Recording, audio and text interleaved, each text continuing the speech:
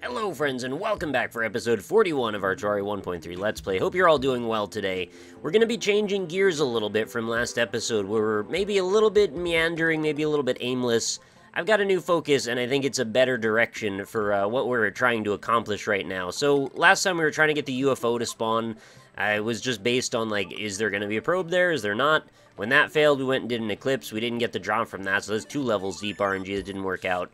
What we're going to do today is I'm going to show you the finer art of Truffle Worm farming, because I think someone in the comments made a really good point that it's kind of silly that we have to be bound by, well, if we want to get the best gear, we want to go to the UFO first. The UFO kind of takes precedence once you get it, and then all of a sudden Duke Fishron is cut out of the loop and there's no reason to bother with it. I mean, there is if you want to get all the items, which I do, but I'd rather do it in an order that maybe makes more sense and that we have a bit more control over. So, in order to get Duke Fishron to spawn, we need Truffle Worms. To get Truffle Worms, we have to create a mushroom biome, and we need a certain few conditions to occur. And I'll show you a little bit what I'm talking about. I made something off camera that I'll demonstrate in just a bit. Before we get to that, though, while I was setting this up, I happened across this item and this item. We've got a large beam sword, which I'm going to show you what that looks like, and we've also got a life drain, which dropped from a crimson mimic, which I'm not even sure I've run into one in the Let's Play yet, which is terrifying because, like, they're really cool looking and you should see one. Well, there's no enemies on the screen, so I guess I just sort of point this in whatever direction I like, and then, no, alright, it just kind of went away. Oh, I drained all my mana. Okay, so I guess I can drain their life if they're on screen, but they weren't, so I can't. And that's what the beam sword looks like. It's actually quite cool, but, you know, I've got the Terra Blade, which is like a level 5 version of that. Although, this is actually stronger than I expected it to be. Can we drain the life out of this slime? We can. It kills it, and I guess it shoots that health straight back to me or something. Pretty neat. Anyway, I just wanted to show you those 2 items. Kind of cool little finds. And we'll add them to our collection. So I guess this counts as sort of a magic weapon. Yep, it's magic damage. And it is 32, so that actually puts it second on this list.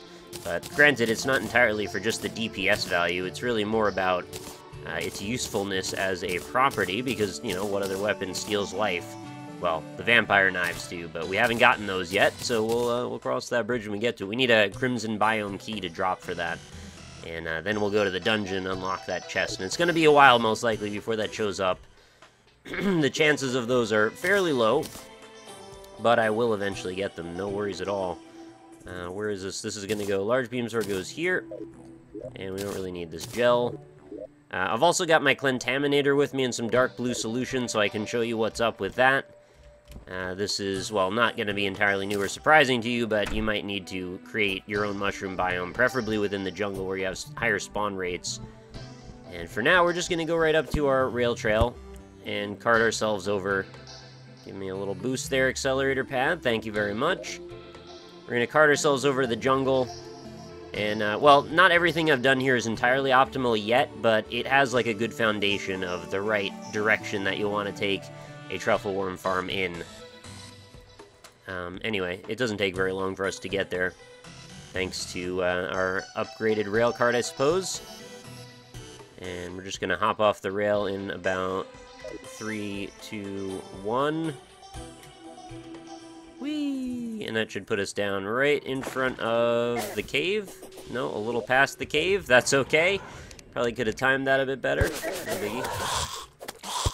Alright, so we're going to hop on down in here. I did actually already catch one Truffle Worm, just so I knew the plan worked before I started giving you instructions on it. I definitely don't want to be that guy, although I've been that guy before in several instances where I'm like, hey, I'm pretty sure this is how this works, and turns out either they patched it or I didn't completely understand, and then bam, everything I said didn't matter. So anyway, we're going down a little further. There's also a Plantera bulb here, which I'd love to pop at some point soon and fight that again. Should not be a terribly stressful situation. So let's go over what's going on here. Number 1, we've got a series of flat ground. That's a Truffle Worm, by the way, right there. They count as enemies, so you don't want to actually have NPCs around because they'll cause them to spawn less frequently. And the thing about Truffle Worms is they despawn as soon as you're in range by near them, and they sense you. And also enemies can kill them, and you can kill them by accident, so you've got to be very careful when you're setting up a situation And I'll explain in just a moment here, once I can get a path here, what exactly the optimal strat is. Let's do a grapple and then a grab. Got it! So that's 2 Truffle Worms in the bank. Each time we summon Duke Fishron, we're going to use up one of those, so it's not like we have to keep them. They also have like 666 bait power, which I think means there's like a really low chance that if you use that for just general fishing, it'll... that probably won't work. It'll probably just summon the Duke. Wait, no, that only has to be in the ocean, so maybe you can use it for general fishing. Anyway, not entirely sure. The verdict is out on that part. I'm sure you'll fill me in. So here's the goal. What we want to do here is we set up the flattest ground you can, preferably larger than this area. You want to be able to scroll out of the spawn zone and then come back in. So ideally I would want... Oh, there's a mimic right there. I would want to create another... I don't know, like out to over here and then over to here, so that way I could walk from the left to the right and have there be new ground that gets repopulated by spawns every so often. Let's kill this mimic. They seem to drop either a star cloak or the cross necklace, which, you know, they're both good for selling. So the second step, though, is we've seeded this all with...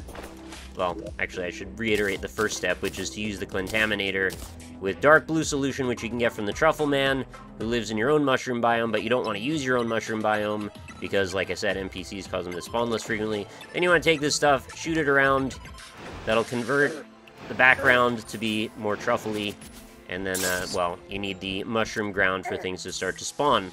Once it's mud, you can go and move your Dryad NPC into a mushroom biome, and then she will sell mushroom seeds, or if you've got a particularly prolific mushroom farm, you can go ahead and buy the seeds, which then you can use to seed this ground. As you can see, I've put a whole bunch of little groupings of seeds, but they haven't quite spread completely yet.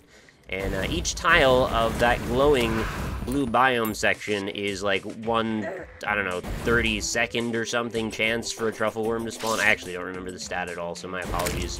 It's on the wiki, but I didn't remember it. And you want to try and route these groups in such a way as to create a likely scenario where the Truffle Worm will kind of funnel toward one specific place. Now, I haven't done this particularly optimally in this setup here, but ideally what you can do is hammer the ground so that way it forms these like little up triangles.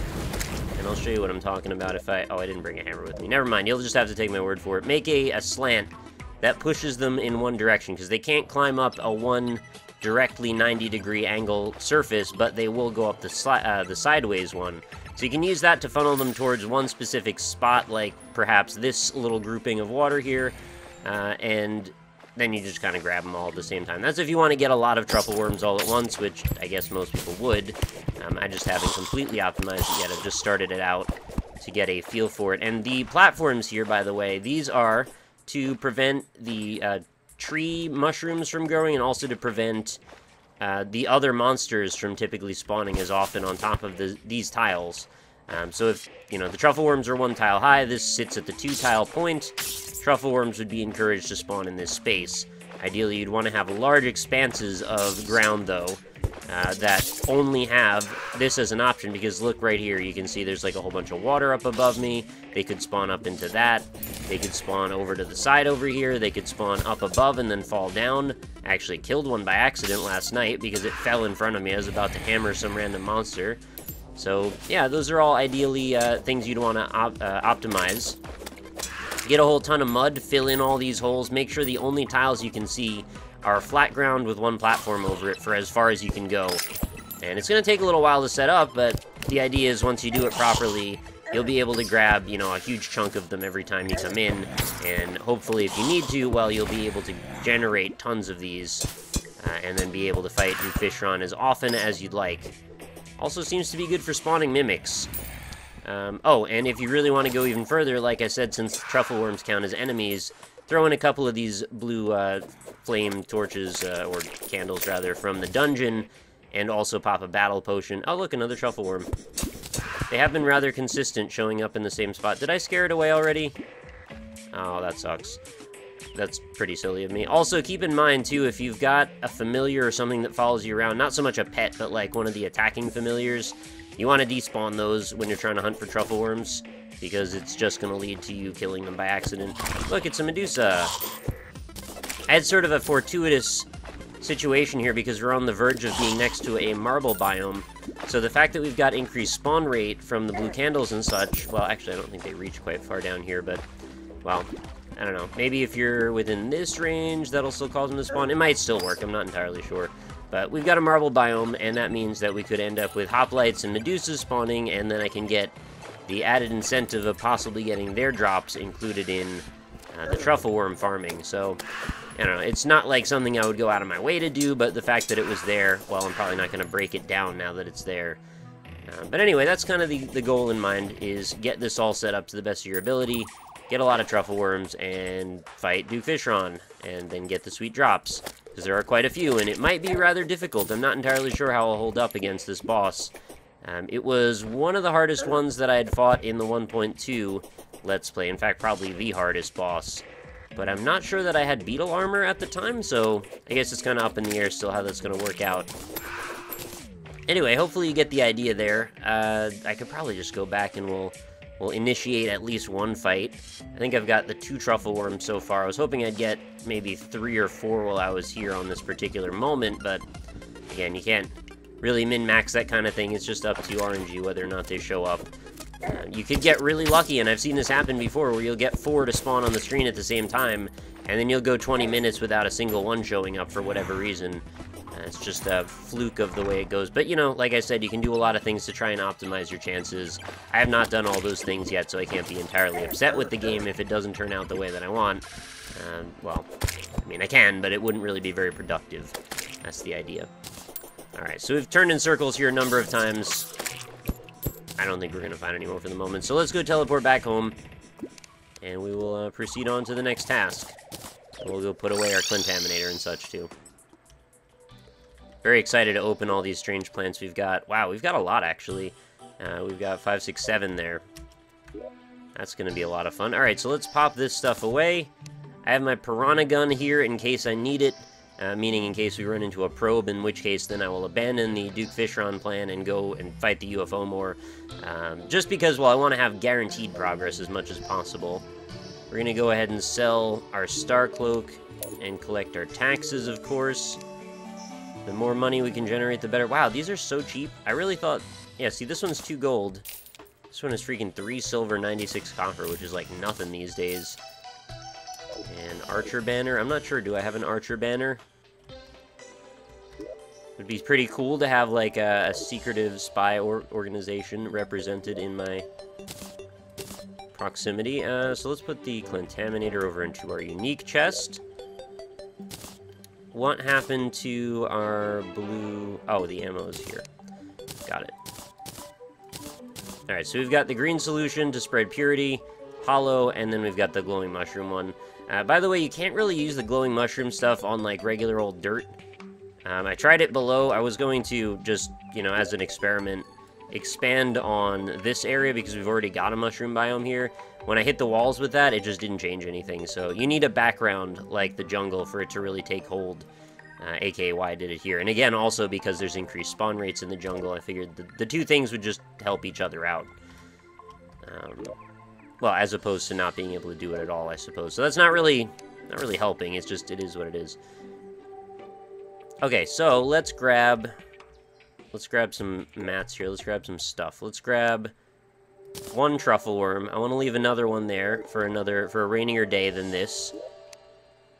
But now that we've got the start to our farming situation, like, it shouldn't take long to optimize it more, and then we can come back and make stuff work even better. And hopefully next time I'll have, like, 5 truffle worms instead of just the 1. Do I really not have, like, any fish? Oh yeah, the fish are all in this safe up here for a reason that I don't remember. Oh, it was so I could, like, sell them? For the fishing quest, we've got 20 bass. I heard they're delicious, so we'll pop one of those when the time comes. Also, I'm running a little bit low on greater healing potions, so I might want to farm up a few more bosses in the future. But yeah, I think that's pretty much what we needed. I've got enough wood to make some platforms. We're going to have to dig over the ocean. We've got our fishing pole. We've got our bait. Cool. I think we're good to go. Let's go over to the right. Also, I just want to check real quick. This one patch right here, this little section of dirt, seems to generate the most strange plants of anywhere in my world. I think you were right, and I'm sorry if I was being a freaking dumbo when I didn't listen, but I guess these strange plants have a higher chance of spawning on plain dirt than grass. So ideally I would want to delete all of this grass from up here to give this to be like a huge chance of there being multiple strange plants on. The reason I had the grass again is, well, one, I didn't know that that was a thing, and two, I wanted to test out the flower boots on top of the grass, and I figured I could spawn strange plants on top of it. Maybe you can if you come up with this very particular set of situations where you have a flail and then you drop onto 2 tiles of grass at the same time. I haven't still tested that out, but I would hope to eventually. So anyway, we're going all the way to... Actually, probably would have been better to go to the left, to be honest, but we'll go to the right since we're already most of the way there. And we're going to build a bridge across most of the ocean so we have a good spot to fight the Duke on. We're going to have to leave a little opening, of course, for the fishing to take place. I don't think there's any limits about day or night when it comes to this boss in particular, which, you know, I appreciate because I'm kind of tired of having to fight every boss at night. But we'll get started as soon as we've got a spot, so we're just going to jump off that. Careen to our untimely death to the ground below. Wait, no, everything's fine. I've got wings. Here's silly.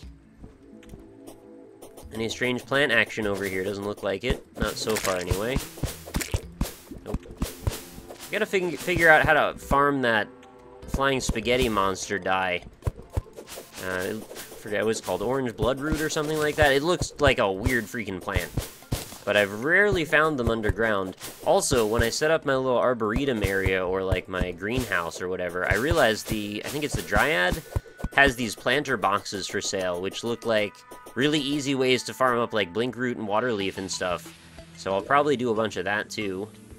Let's pop our platforms up here. Let's actually build a few more because I know I'm going to burn through these really quickly. Got more than enough wood. I thought it was funny last time when I was building this this thing right here to try and find the probes. Someone was like, "Oh, I like the way you think, because instead of going back and farming or grabbing more trees when you ran out of wood, you went and just took from the bottom and then added it back to the top." This is like rich mahogany, man. I didn't want to mix the 2 types of wood because it would drive me nuts because reasons. So yeah, I knew that that was an option. There's freaking palm trees right here, but I didn't act on that option.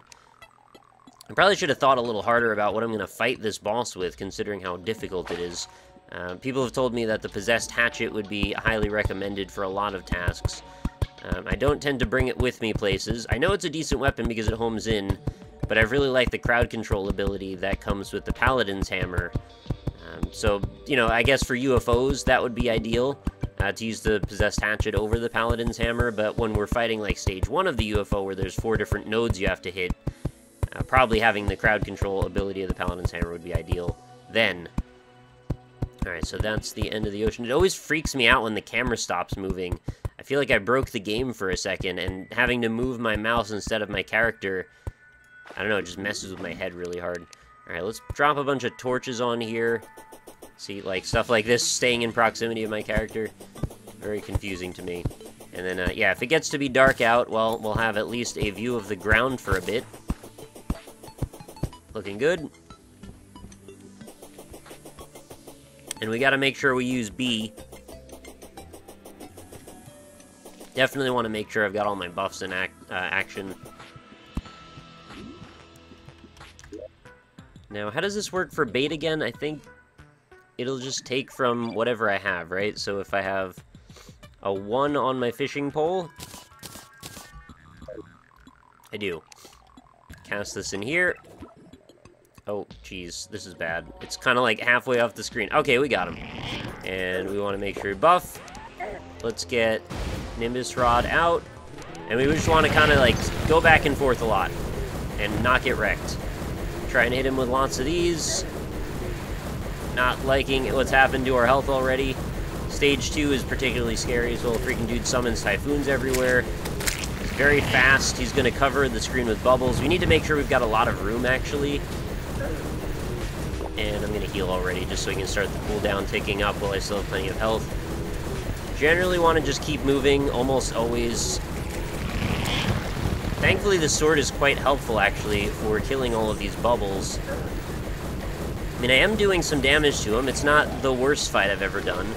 But very quickly, things could go very, very bad.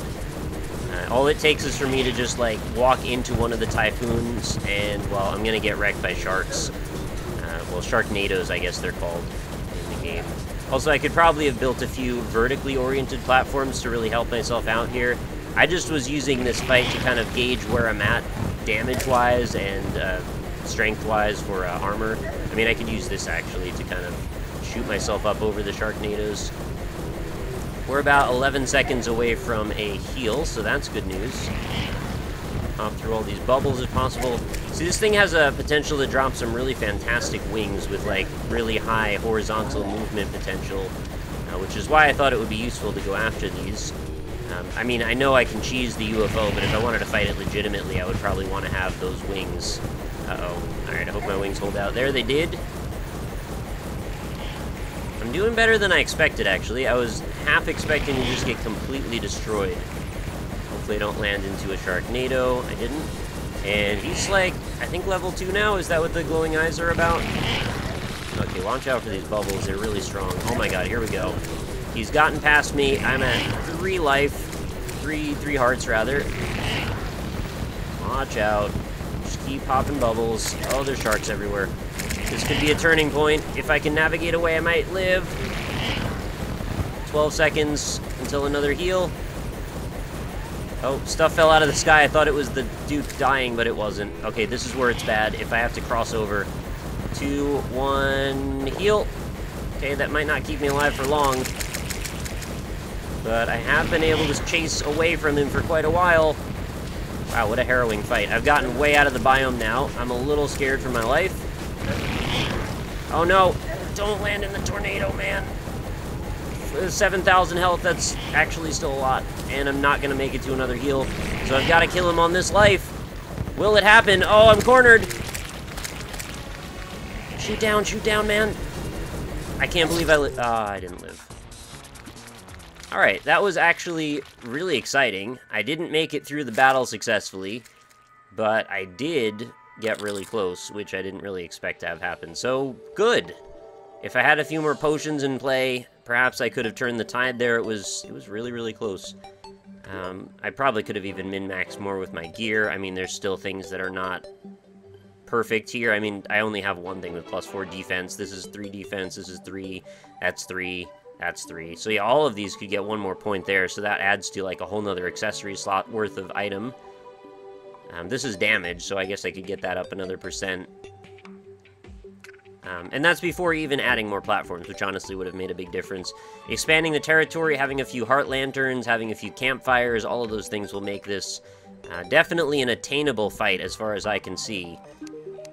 But I'm gonna need more Truffle Worms, I think, before we get into fighting him multiple times. I just wanted to test things out on this episode to see how it goes. And I figured while I'm over there, if we run into a probe, well, I might as well capitalize on that as well. You know what? Before we go and do Strange Plants, there's one other thing that I wanted to show you. And this could be nothing, so let's not get too worked up or anything. But in case it is something cool, I wanted to go and explore it. On my way over to the ocean one of these times, I had found one of those very categorically, that's not even a word, categorically biome-looking shafts of 1 tile empty. And I'm pretty sure at the base of that is a chance to get that other sword that I didn't get. It might be nothing, like I said, we might just pop the little sword in a stone and get nothing out of it, but it might not even be the biome, but it looked a lot like one, so no harm in just taking a few moments to head on over there. You can see it actually on the map. This is it right here. Like 95% sure that it is one of those biomes. So they tend to spawn in the forest with a little thread that runs up to the surface so you can see into it. Oh, I'm already at the end of the rail track. Okay, got it. Categoristically? How did I come up with that one? My mind works very oddly. I always record these episodes when I've either, like, just gotten up or haven't been to sleep for too long, so I end up with, like, some very strange vocabulary. I care a lot about how articulate I am and my vocabulary in general, but sometimes my brain just makes up words, makes new stuff. Can't control it. I don't know what that's about, and especially when I haven't eaten, I guess. Blood sugar gets a little low or something and just start to formulate new concepts that are not reasonable or rational. Excuse me, tree. I thought we dealt with all of these trees, so they have unicorn access. Apparently not the case. Alright, should be just a little bit further here. There it is. So we'll just dig down into this and see what we get.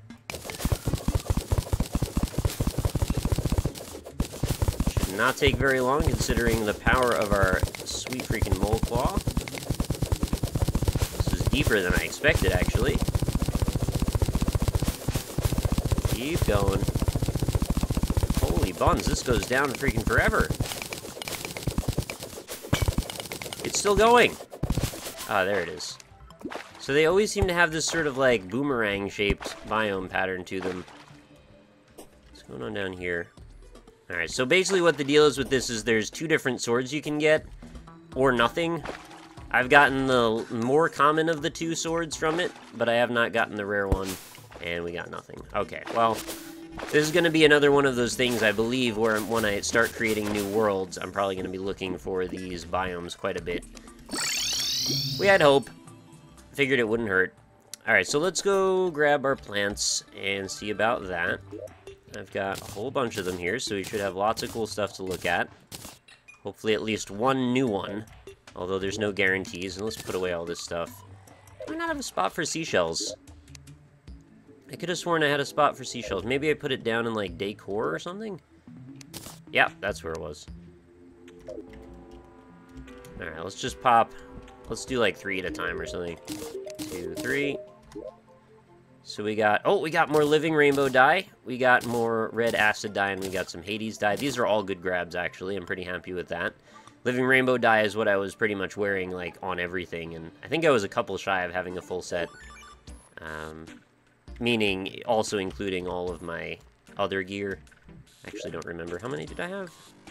I had 6. So, alright, now I'm up to 9. That should cover everything with more to spare. The Hades dye...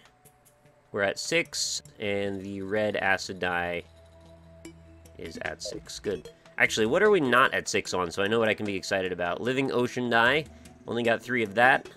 Phase dye, only got 3 of that. That was a cool one, too, actually. And pixie dye, 3 of that. Pink gel dye, I think I've got to make that one myself. Reflective metal dye, only 3 of that. And honestly, I don't really want the reflective metal dye all that much, so it wasn't my favorite. Alright, we've still got 4 more chances, though, to see what we can see. You know what, I'll just pop all the rest of them. Somehow I had even more in my head. Oh, what is this all about? We got Wisp dye, we got Mirage dye, and Twilight dye, and Living Ocean. These are all ones that I think I've only got 3 of. Or none, because I don't think I've ever had Mirage dye at all. I know what this one looks like, too, and it's freaking cool. You're gonna like it. It makes sort of like a vibration, kind of tricolor chromatic aberration thing going on. Kind of confusing to describe what exactly it does, but it's a really cool effect. It almost looks like you're a hologram, or like you're looking at the Oculus Rift for my character, and you kind of wave around a little bit. I am but a distant memory. Cool, that's a really cool find to grab that. Also, let's check out our Wisp dye. Oh, that's exactly what I was looking for. I said I was looking for like a glowy white looking one, and this is it. I'm just sad that I don't have more of it, because now I can't really make a full set. I love that look, that's so cool. Let's put the Wisp dye on my light, because I bet that would look pretty awesome. Oh, well, I mean, looks pretty much exactly as I expected. But still, not bad. And what was the other one we got? The Living Ocean dye and Twilight dye. What was this one? Is this the one that makes me able to turn into the cosmos? Because that's cool, too. Oh yeah, this is totally the one that does that. Great for unicorns. I mean, right now we're in sort of a glowing blue mode, but... let's put it on there and see. Yeah! Love it! Alright, so that was like a really good haul for strange plants. Anyway, that's pretty much going to do it for our episode today. I'm going to have to rethink my strategies for that boss fight. Maybe we'll do the same strategy again. I'll go get more Truffle Worms for the next one, and then we'll see if we get a probe. If we get a probe, we'll take that. If we don't get a probe, we'll fight Duke Fishron. And either way, we'll make some kind of progress.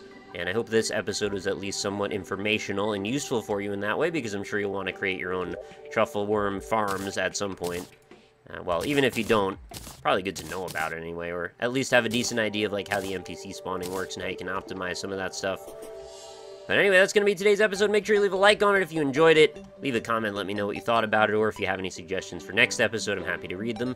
And I do still read all the comments, so, you know, be sure to chime in if you'd like. I will catch you all in the next one, and I hope you have a lovely night. Talk to you all later.